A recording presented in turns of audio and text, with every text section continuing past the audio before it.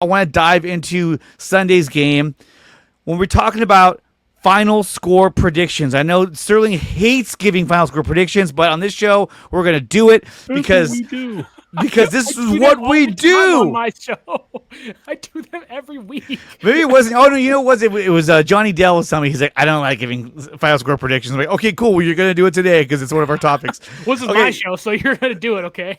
Pretty much. Okay, so looking at the final score prediction, where do you have the Niners and Seahawks in the final score? I did a Madden simulation earlier today. The Niners won that game 28-23, and a game that shouldn't have been that close, and a game that the Niners scored 0 points in the second half, but they were able to hold Seattle down to 23 points as it was too little too late for Seattle. Where do you think the game ends up on Sunday? Let's start with Aaron. Aaron, what do you think? I'm going to say now that... Oh, should we harmonize? Well, you say. And everyone in the chat, go ahead and drop your final score in the chat right now. I want to know what you guys think the final score will be at the end of the game on Sunday. But Aaron, let's start with you. Based on the information we have now with Christian McCaffrey, or at least him alleviating some of my mental distress, I'm going to go with my previous thought was that I think the Niners win this game handily. I think the Niners go 31, Seattle 17. Wow. That's a big win. That's a big win. I'll go next because why not? I think the final score is going to be, yesterday I had it at 31-21. Today I'm going to say 20-17. If McCaffrey is at all questionable, and let's say he's limited or can't go, 20-17. If McCaffrey plays, 34-21. Niners. It's also fair. 20. So you have both those. If CMC plays, both you have San Francisco. I change it up over 30 points. Yeah, I do. Yes. I don't think even if CMC plays, this offense is putting up over 27 points. I have San Francisco winning 27-23 over the Seattle Seahawks. I do think that Christian McCaffrey in his career has over 1,000 yards. He's averaging about over 100 to 150 yards per game against Seattle, has 7 touchdowns against them. He owns the Seattle Seahawks. And he does. With the assumption that he'll be out there this Sunday, it seems like he will be, and that him not practicing today and limited yesterday was more precautionary than anything, albeit we have rights to be worried about it. I think San Francisco wins 27-23. I think it's close. I think that there's a real chance that defense is on the field with a minute and a half left, up by 4, and we're all like, holy hell, Robert Saleh, bring it home, baby. I also think that we could be in for a game-sealing interception by either Renardo Green or D. Winters. I'm really pushing for Winters to have a big breakout game in his first game of year 3 for him. Okay, and last thing, players of the game. Who do you think will be the standout player of the game this Sunday? Sterling? Why not D. Winters? I just kind of said his name. He's coming into a pivotal year 3. He is tasked with being the starter next to Fred Warner. He's kind of been under the radar. I know in camp and in practice he wasn't, but now that the preseason's over with and we're entering into week 1, no one's really talking about D. Winters. I think he becomes an underrated piece where the Seahawks want to operate over the middle of the football field. The Kubiak's calling plays for them now. Warner will lock down his side, but I think Winters will shock a lot of folks and have a great game in coverage against the Seahawks, who want to run the football, and Winters has improved his run defense this year as well. So I'm going D. Winters. Okay. Aaron, player of the game.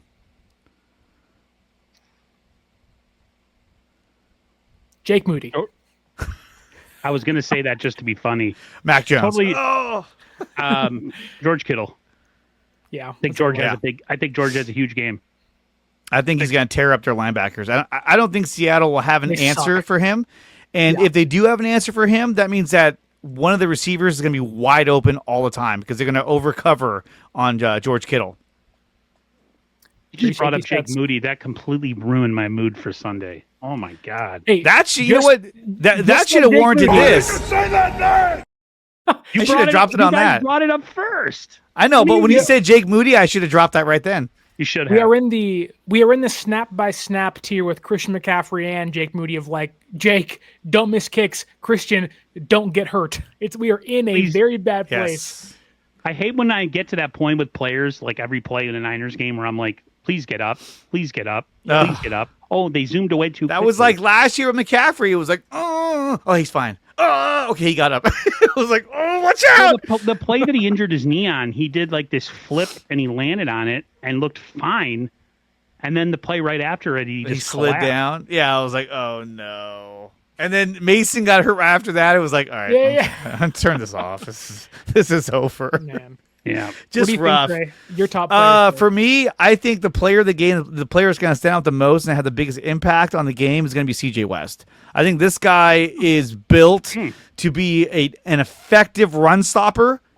And I wouldn't be surprised. He's not a pass rusher, but I would not be surprised if he sneaks in 1 to 2 sacks because of all the attention that both Bryce Huff, Nick Bosa, and even Michael Williams are going to draw on the edges. So I think that CJ West is going to emerge as one of the better defensive tackles the Niners have, and I think he's going to make a name for himself. I think after this game, people are going to say, this guy is really, really good. And he's a great run stopper. He's going to be the next coming of DJ Jones. I'm really excited about CJ West. Do you think the young guys play a lot because Micah Williams, Upton Stout, and West didn't play the entire preseason or missed the last 2 games? I think there'll be How a much do you think we're rotation of gonna see Mike. them? I think there'll be a rotation of Michael and Huff. I think the Niners are being extra cautious, making sure that those guys do not get hurt any further. And as soon as they said, oh, that hurts, they were like, you're out. You're going to be at practice, and that's it. No one's going to see you. No one's going to know you. No one's going to – all they know is that you're lurking in the background waiting to come out. And so Upton Stout is going to be really good, but CJ West is the guy that I think is going to really make a name for himself in this game. See, I think we might see Chase Lucas a lot in this game. I don't think they want to have Stout locking up with JSN in the slot in his debut. agree. But not only that, but think about Cooper Kupp. They can line him up in the slot. He's fine coming out of the slot. And then if he's going to go against Upton Stout, he's like, oh, shit. That is when I think we will see Stout. But I think if they're smart, like they're going to want Lenore to kind of shadow JSN a lot in the slot and outside, where I think if he's in the slot, I think Chase Lucas may play the outside a lot because Stout doesn't do that, and we don't like Darrell Luter Jr. So I think Chase Lucas may be a preseason standout, which may become either a starter week 1 or a pivotal role player for them in the secondary against Seattle. Yeah, I think Chase Lucas is set to have a big season. I really hope he can keep up the intensity that he brought in the preseason. He definitely earned his spot on the roster. Watch for him on a corner blitz during the game. Whenever he's in the game, they're going to be like, corner blitz, where is he? Chase Lucas is out there. He's coming. He's coming. Let's hope they don't play at the Cowboys last night and have the quarterback dead to rights and with because it's their own fault 5 times. Dude, what about CeeDee Lamb? That was that second to last pass that he dropped. That was right in the breadbasket. He was like, "Oh shit!" Dak was good last night too. Like Dak he was, a lot better. But at the same time, even before those last 2 drops by CeeDee Lamb, he damn near threw an interception to end the game, and it went right through the corner's hands. I was like, I was like, if he catches that ball, everyone's gonna be like, Dak sucks. I kept thinking, I was like, man, I wonder if he's gonna throw an interception, and he almost threw one. Right as I was thinking that, I was like, oh, he was probably like, oh, thank God. All hell would have rained down on me for that one. Big Brick says, I see Lucas having a sack and a pick 6 in week 1. Man, I sure hope so. That'd be awesome. That'd be awesome. Guys, that's going to do it for our show on Cover 3. I want to thank Sterling and Aaron for coming out again, dropping a fire show. We're live every Friday at 2 p.m. Pacific time, 5 p.m. Eastern. And we're covering all the latest news surrounding the San Francisco 49ers. Aaron, what other streams you have coming up for the rest of the week? No more. I will see you on Monday, and then I will be back hosting this show going into week 2 next Friday. So, okay. Unless I could hook up with Raj, yeah, baby. Now, if I could hook up with Raj with a stream maybe next week, early midweek. He's so busy now that I don't even test it, but we'll see. This just in, Aaron will not be live the rest of the week until Monday when he's with me. So there we go. I know, I just kind of went all, you know how I am. Yeah, he's all about the pregame. Sterling, what do you got lined up for the rest of the week? Yeah, you guys can find me after the game, directly after, hopefully, San Francisco wins, live on the 95.7 The Game YouTube channel and the radio airwaves there with my friend Mark Grandy. We'll be on the air for about 2 to 3 hours. Everything from the top to the bottom, Brock all the way to Jake Moody. Hopefully it doesn't come to that, but we'll break it all down for you on 95.7 The Game and then come back to that same channel throughout the entire year for every single post game, and then come back to my channel, 49ers Access, later on Sunday night as we then break down Niners, Seahawks. Go full on in depth, and we talk to this, respond to you guys live as we do it all on 95.7 The Game. Right on. And then, guys, you'll see me again this Sunday for post-game live. I'll have my co-host Drew Forder with me, my brother Daniel, and my brother-in-law Dre will also be there. The three of us will break down all the latest news. His name's Andres. He goes by Dre. Double Dre.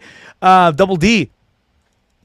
We'll break down all the latest news and all the things that happened on Sunday against the Seahawks. That's at 5 p.m. Pacific time, so make sure you tune in for that. I'll be live again on Monday with Aaron at 2 p.m. Pacific time, 5 p.m. Eastern. And Aaron's like, that's not the time we agreed on. And then Wednesday, I'll be live again doing my Niners simulation for Madden 26 when they go against the New Orleans Saints. And then, of course, I'll be back here on Fridays for Cover 3. From Sterling, Aaron, and myself, thank you to everyone who showed up today, everyone who was in the chat, everyone who's watching at home. We have 681 watching in total, 668 on my X account. Woo! Make sure you like, share, and subscribe to this channel. Make sure you like, share, and subscribe to all three channels, Dre Area Sports, 49ers Access, and 49ers First Takes. Until next week, go Niners! Niners, head to Seattle and take on the Seahawks at Lumen Field this Sunday. It's going to be a really, really good game. I'm really, really excited for it. And we'll see how it ends up shaking out, because this is going to be a big game, and they got to get the win on week 1. Until then, guys, go Niners, and we'll see you next time. The Dre Area Sports Show is brought to you by SeatGeek. Use promo code Dre Area Sports to save $20 on your first purchase at SeatGeek.com. And we are also brought to you by Taryn Roy, the SEO Optimizer. If you're looking to boost your YouTube channel, then check out the SEO Optimizer. Use promo code Dre Area Sports to start your free trial today. Power Brand Systems. If you're looking to build a website for your small business or YouTube channel, then check out Power Brand Systems. Use promo code 300POWER to save up to $300 on your first purchase at Power Brand Systems.